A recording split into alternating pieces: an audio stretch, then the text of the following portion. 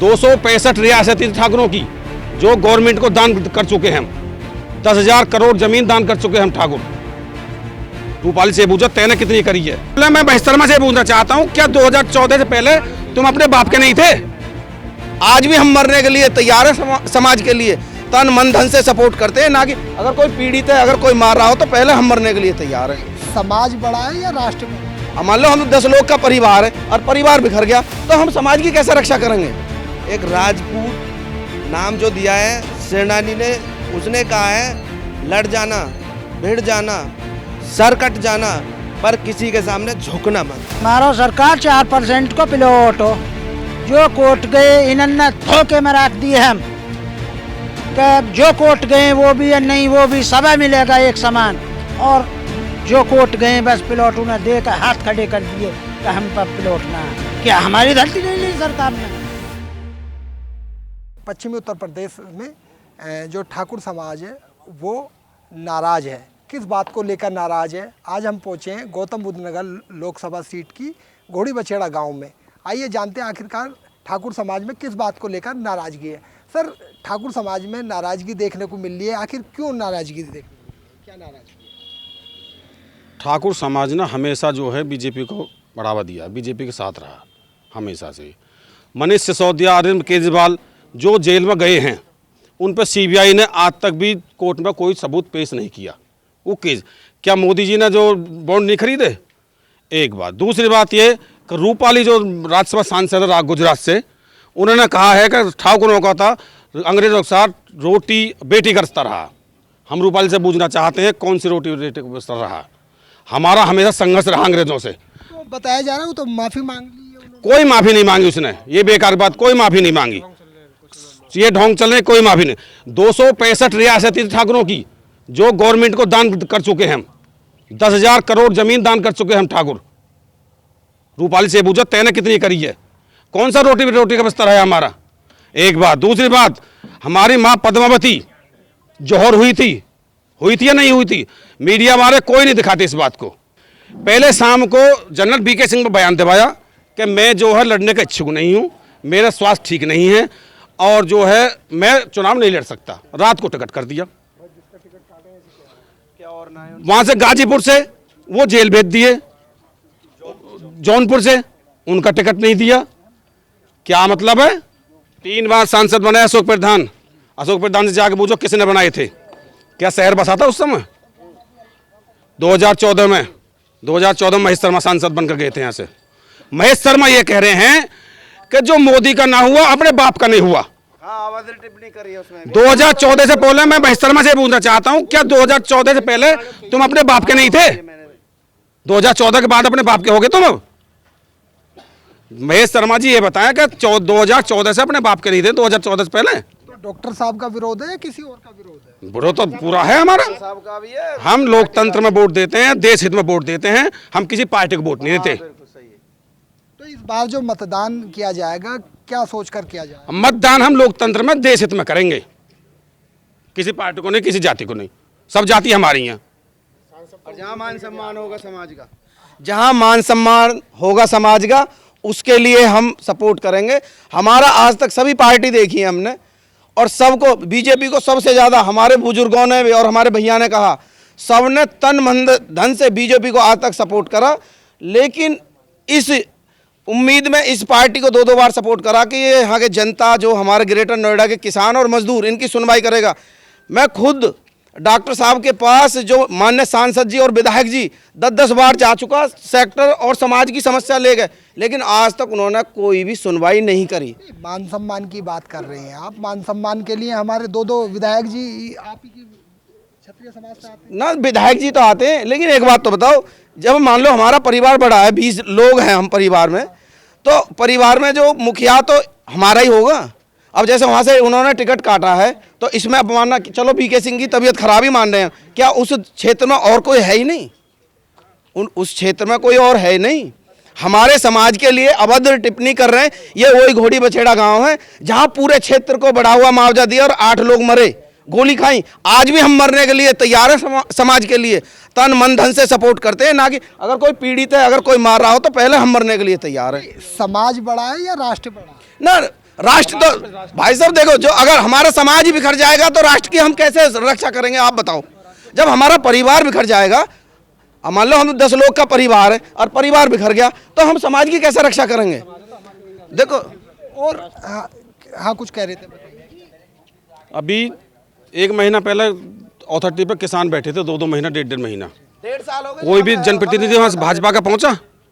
भाजपा के सांसद का घेराव करा, विधायक का घेराव करा, कोई अथॉरिटी पर कोई नहीं है किसानों को देख। सुप्रीम कोर्ट ने ये नहीं कहा कि जो इनको मत देना, जो कोटा है उनको देना। आए थे एक दिन रात में, एक भी नहीं आया वहाँ पे। रात में 10 अरविंद केजरीवाल ने दिल्ली में क्या नहीं करा?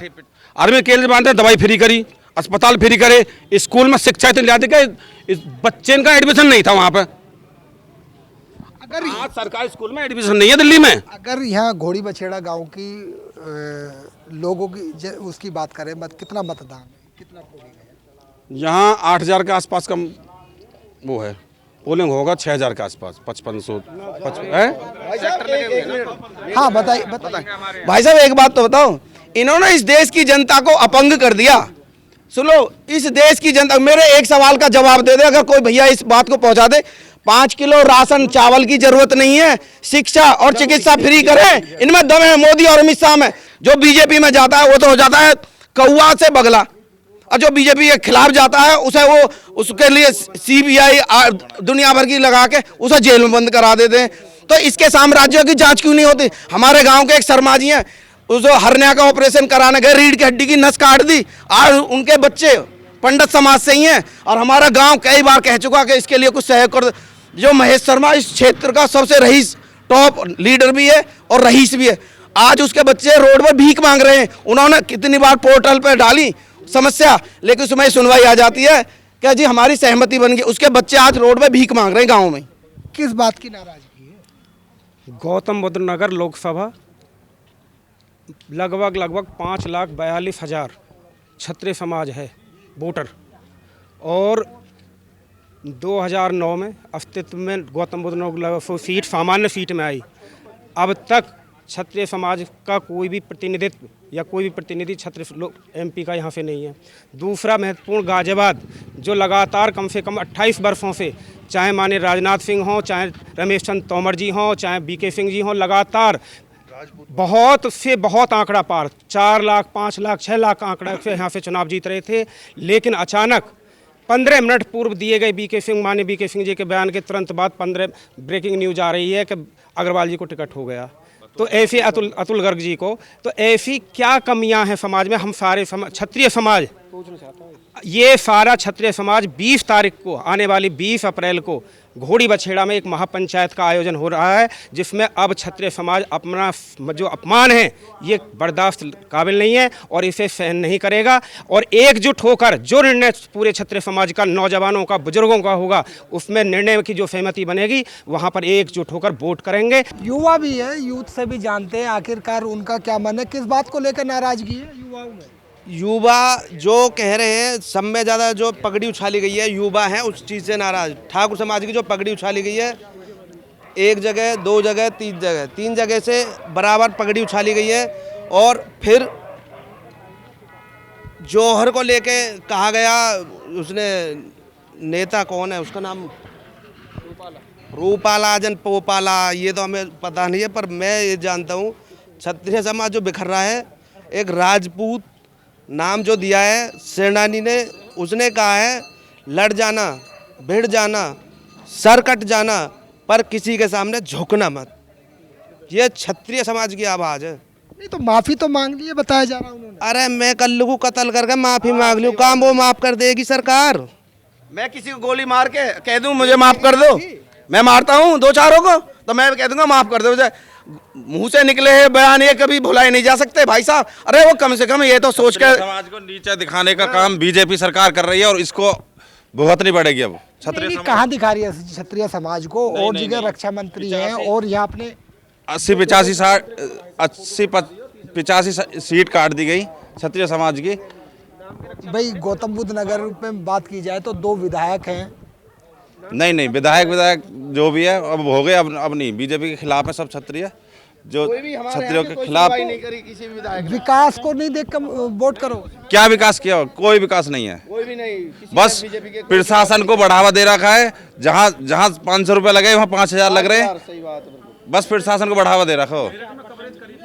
और भी कुछ युवा है वो कुछ कहना चाह रहे हैं, क्या कहना चाह रहे हैं बताइए। हमारा सरकार 4% को प्लॉट हो जो कोर्ट गए इन्होंने धोखे में रख दिए हम कि जो कोर्ट गए वो भी या नहीं वो भी सब मिलेगा एक समान, और जो कोर्ट गए बस प्लॉट उन्हें दे कर हाथ खड़े कर दिए कि हम पर प्लॉट ना।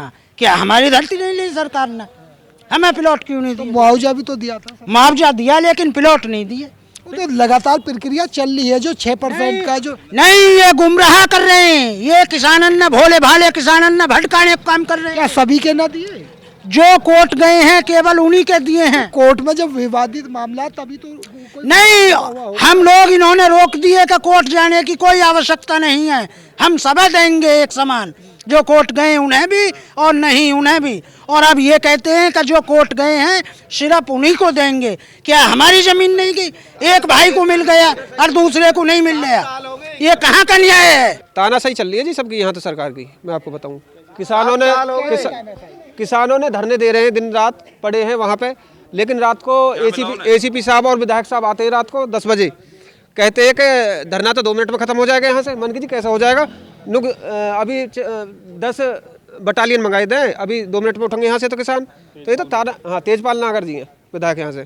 जैसे चुनाव है, चुनाव चल रहा है, हर प्रत्याशी एड़ी चोटी का जोर लगा रहा है जीत के लिए, तो प्रत्याशी यहाँ आ रहे होंगे, लुभा रहे होंगे, वो किस तरीके के वादे कर रहे हैं?